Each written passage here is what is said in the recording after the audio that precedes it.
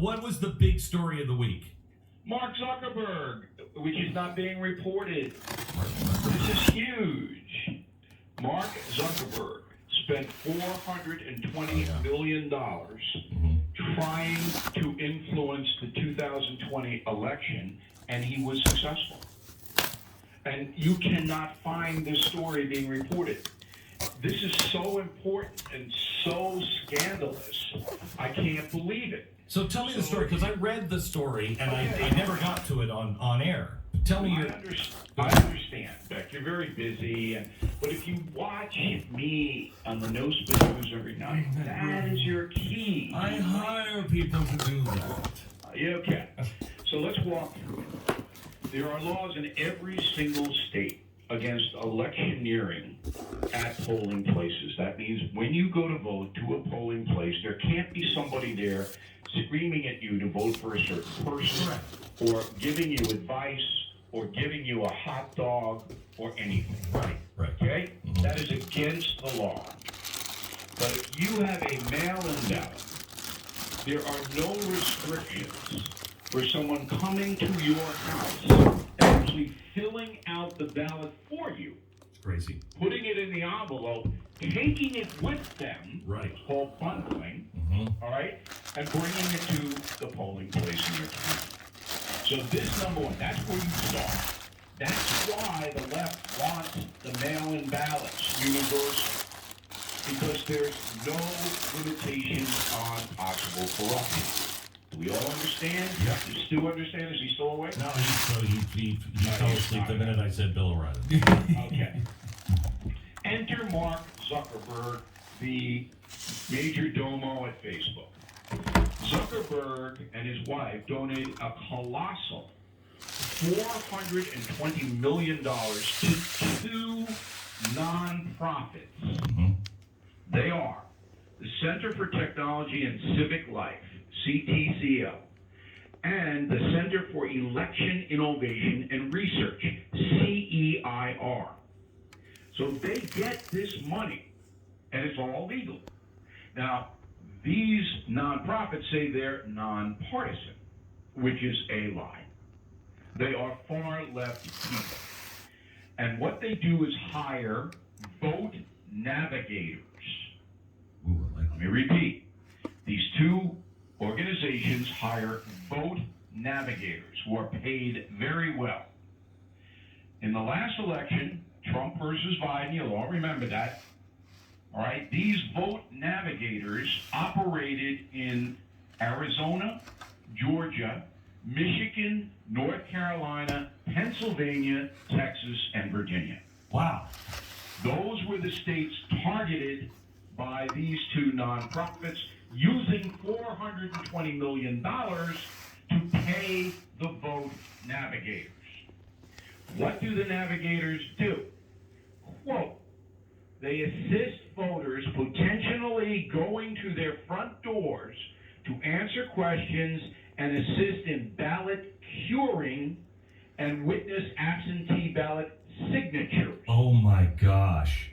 Okay? Wait, first of all, what's ballot curing? Wait, what's the definition of ballot curing? All right, I'll get to that. All right. But the quote I just read you comes from the two nonpartisans.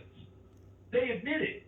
They send people out to houses to show you who to vote for.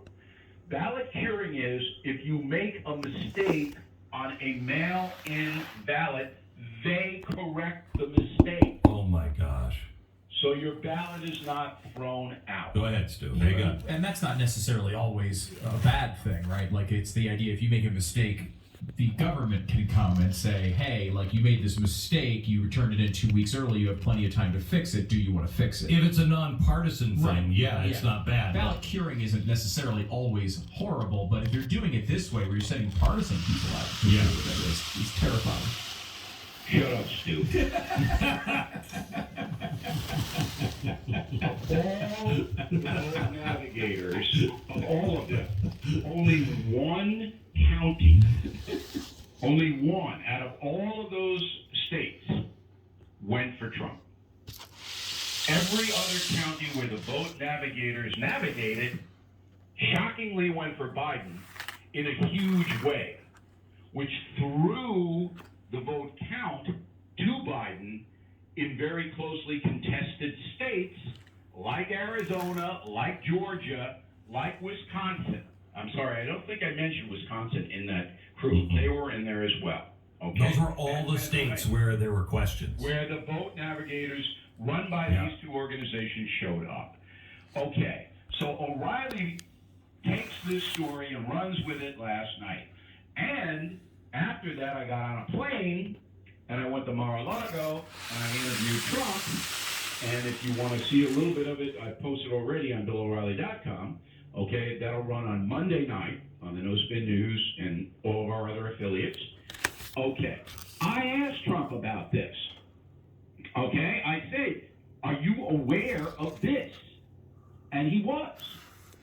Okay, and he said, well, Zuckerberg broke the law. And I said, no, he didn't. He can do this. But every state has to understand what he did and pass laws against it, just like the electioneering laws at the polling places. Now, that's a fascinating discussion. But here's the kicker.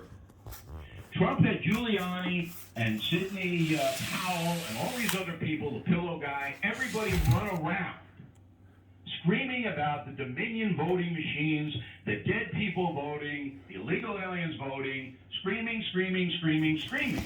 All right? And still to this day, millions of Americans believe that was the fraud. It was not. There was some of that, but not to the extent of this. This was the voter fraud. Navigators going to the homes of mostly poor, mostly out of it people, and telling them to vote for Biden. And actually filling out the ballots for them, and then taking the ballots. And Zuckerberg financed it. Do we all get this? Are we all getting it? Because you're not going to hear it on the corrupt corporate media. This was the fraud. Now, after I explained it to Donald Trump, and that's a very good exchange that you're going to want to watch. Is that the clip? Is that the clip? No, I'm going to even that's a clip. Well, I got buku